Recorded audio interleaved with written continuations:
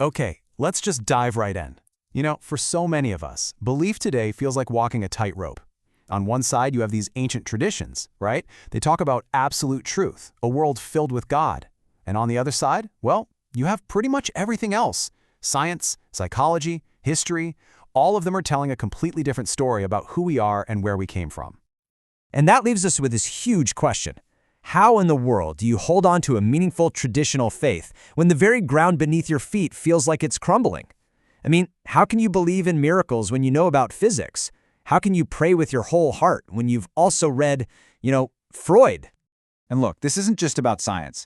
The challenge really comes from all sides. You've got thinkers like Sigmund Freud, who basically saw faith as a psychological crutch, this deep-seated need for a father figure. Karl Marx famously called it the opiate of the masses, just a social tool to keep people in their place.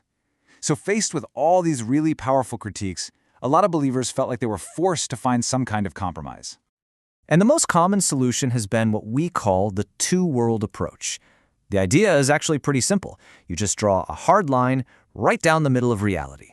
On one side, you put science, facts, the physical world. On the other side, you put faith, values, meaning.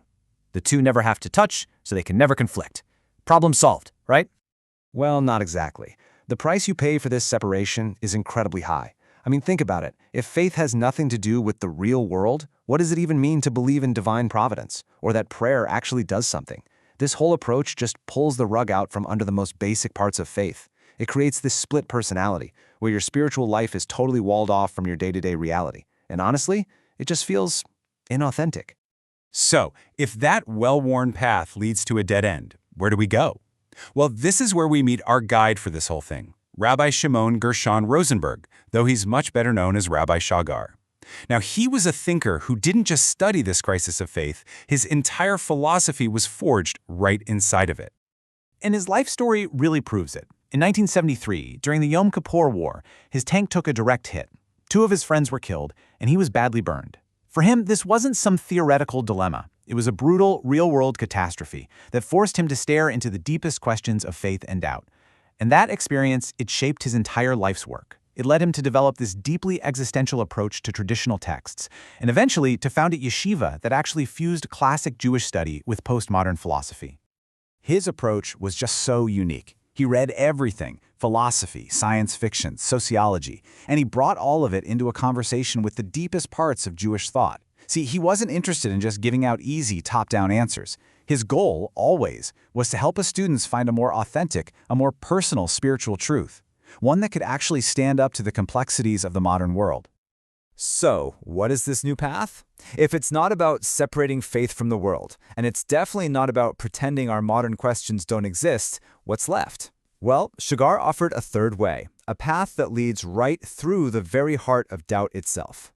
Shagar's first huge insight is that faith doesn't start with community or with dogma. No, it starts as what he calls a private language. It's that unspoken, intimate, kind of mysterious connection that just percolates deep inside your own mind, your own soul. The public, communal part of religion, that's stage 2. The real starting point is your own immediate, totally private relationship with the divine. And this idea just completely flips the old model on its head. So instead of 2 separate worlds, one for facts, one for values, Shagar proposed 2 parallel worlds. And here's the kicker.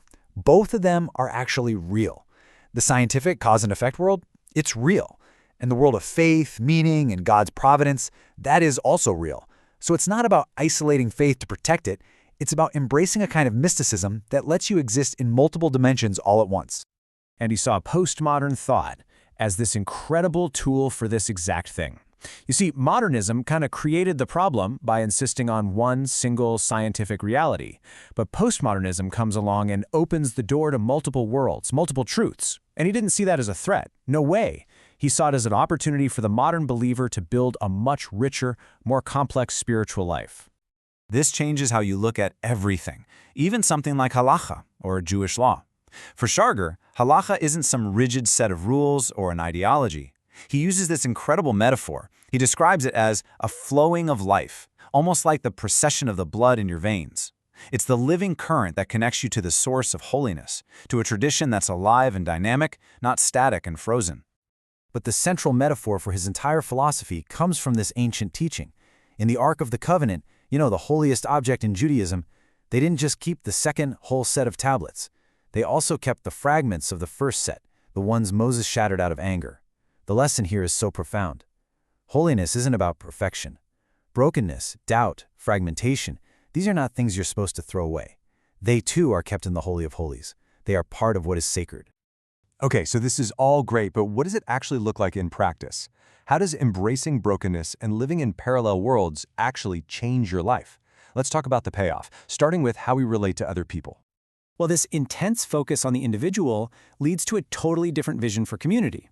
It's about rejecting the idea of treating people as just organs of society, like cogs in a machine, but it also avoids that cold, alienating feeling of modern liberalism, where a community can just feel like a bunch of self-interested individuals. He was after a genuine unity, one that was founded on a deep, mutual respect for every single person's unique path. He even applied this to love and romance. He argued that postmodernism's critiques, the way it shows us how romance has been totally commercialized, can actually help us build loftier relationships. By accepting the randomness of the world, we can find a kind of absolute meaning in that unique, unrepeatable encounter with another person.